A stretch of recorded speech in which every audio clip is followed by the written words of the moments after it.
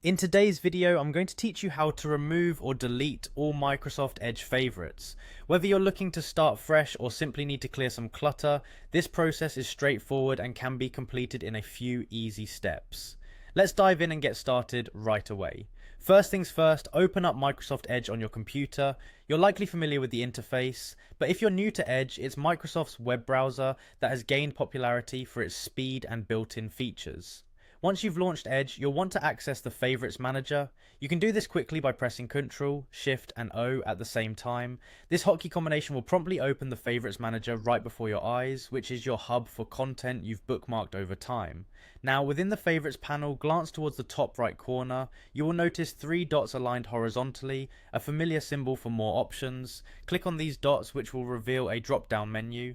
From this menu, select the option labelled Open Favorites Page. This step is essential as it directs you to a dedicated page that displays all your saved favourites in an organised manner, making the next steps much easier to follow. Once on the favourites page, it's time to begin selecting the items you wish to delete. Start by selecting the very first favourite on your list. You can do this by simply clicking on it. This initial selection is crucial so that your upcoming steps will be effective for all items.